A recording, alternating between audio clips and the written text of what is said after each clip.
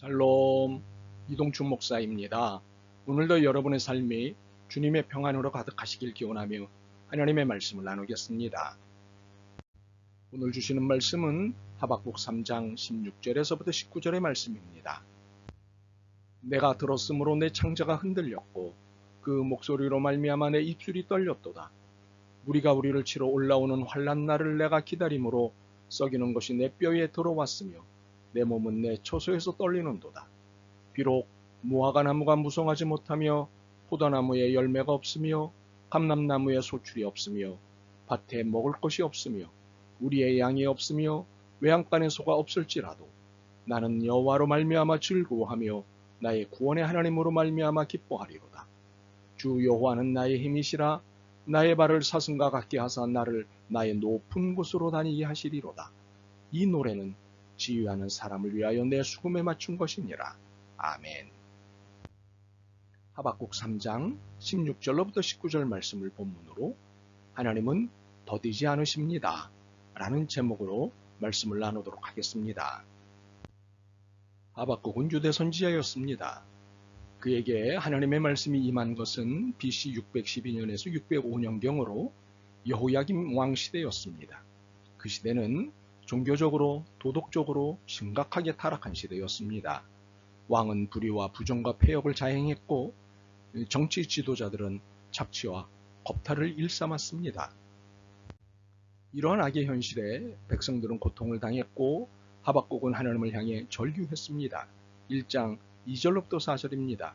여호와여, 내가 부르짖어도 주께서 듣지 아니하시니 어느 때까지리이까? 내가 강포로 말미암아 외쳐도 주께서 구원하지 아니하시나이다. 어찌하여 내게 죄악을 보게 하시며 폐역을 눈으로 보게 하시나이까? 겁탈과 강포가 내 앞에 있고 변론과 분쟁이 일어났나이다. 이러므로 율법이 해이하고 정의가 전혀 시행되지 못하오니 이는 악인이 의인을 에워쌌으므로 정의가 굳게 행하여 지민이다. 이러한 하박국의 절규에 하나님은 이렇게 응답하셨습니다. 내가 갈대아 사람 바벨론을 통해 이 땅의 악을 청소하마, 아주 신속하고도 깔끔하게 청소하마. 그러자 하박국은 참으로 당황했습니다. 공의로우신 하나님이 왜 죄악을 그냥 보고만 계시는지를 절규한 것인데 유다보다 더 사악한 바벨론을 통해 공의의 청소를 하신다는 말씀에 당황했습니다. 1장 12절과 17절입니다. 선지자가 이르되 여호와 나의 하나님, 나의 거룩한 이시여, 주께서는 만세전부터 계시지 아니하시니이까? 우리가 사망에 이르지 아니하리이다. 여호와여, 주께서 심판하기 위하여 그들을 두셨나이다. 반석이시여, 주께서 경계하기 위하여 그들을 세우셨나이다. 그가 그물을 떨고는 계속하여 여러 나라를 무자비하게 멸망시키는 것이 옳으니이까? 이렇게 절규를 하고는 혼잣말처럼 한 말이 2장 1절입니다. 내가 내 파수하는 곳에 서며 성로에 서리라. 그가 내게 무엇이라 말씀하실는지 기다리고 바라보며 나의 질문에 대하여 어떻게 대답하실는지 보리라 하였다. 그런데 혼잣말 같은데 실은 하나님께 도발하는 것 같지 않습니까? 하나님, 두고 보겠습니다. 그렇죠. 물론 불신앙의 태도는 아니었습니다. 현실이 답답하고 이해가 되지 않으니 한 말이었습니다. 그렇게 이 투정을 받아주셨습니다. 2장 3절과 4절입니다. 이 묵지는 정한 때가 있나니 그 종말이 속히 이르겠고 결코 거짓되지 아니하리라. 비록 더딜지라도 기다리라. 지체되지 않고 반드시 응하리라.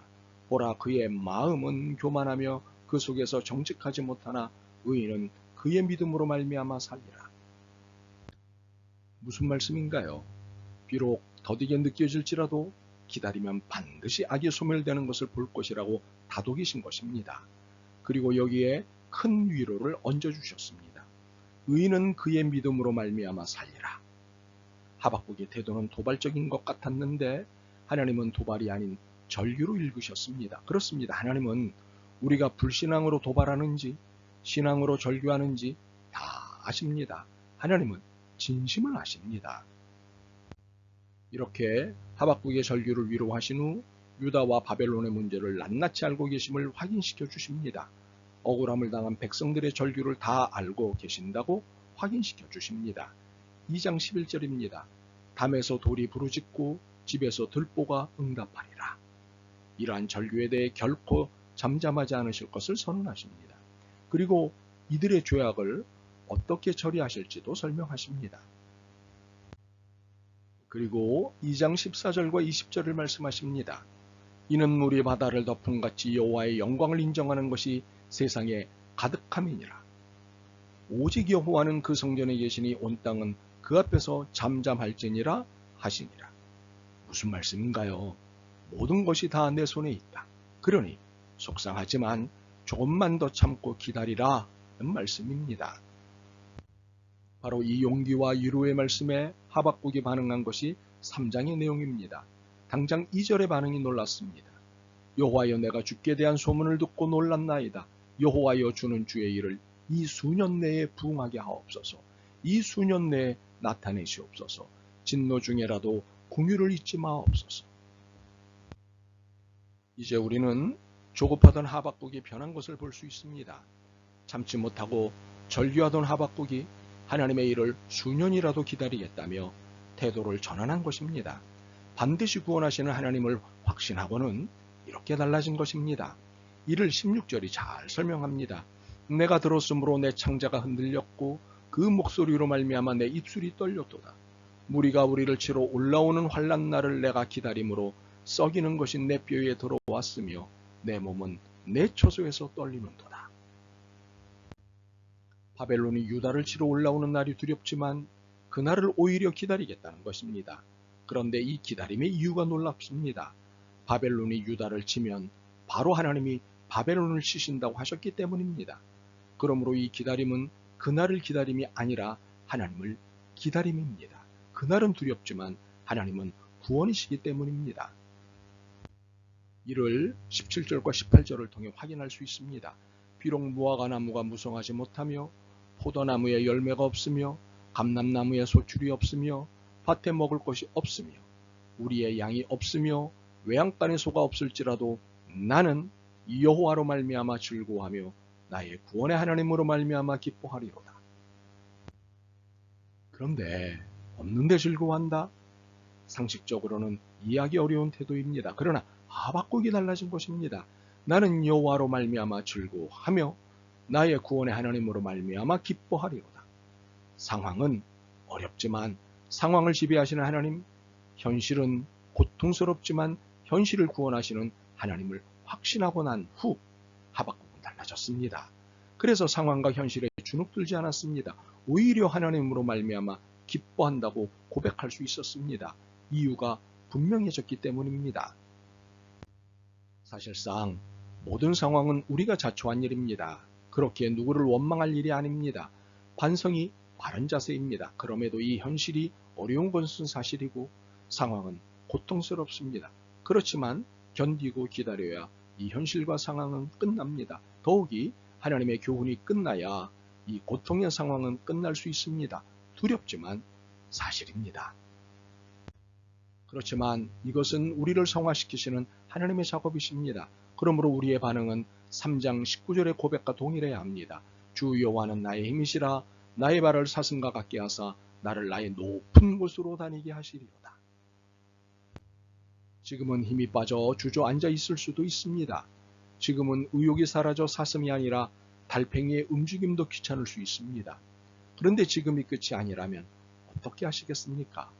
하박국처럼 19절을 고백하시면 어떨까요? 주 여호와는 나의 힘이시라. 나의 발을 사슴과 같게 하사 나를 나의 높은 곳으로 다니게 하시리로다. 더딜지라도 하나님을 바라보며 견디고 기다리십시오. 반드시 사슴처럼 높은 곳도 거침없이 다니게 될 것입니다. 하나님의 놀라운 일들을 반드시 보게 될 것입니다. 여호와여, 내가 주께 대한 소문을 듣고 놀랐나이다. 여호와여, 주는 주의 일을 이 수년 내에 부응하게 하옵소서. 이 수년 내에 나타내시옵소서. 진노 중에라도 긍휼을 잊지 마옵소서. 아멘. 주님, 벌어질 일들이 두렵습니다. 그러나 주님의 구원을 믿습니다. 기다리겠습니다. 반드시 이루실 주님의 선하심을 기다리며 기도하겠습니다. 힘을 주옵소서. 예수 그리스도의 이름으로 기도드립니다. 아멘.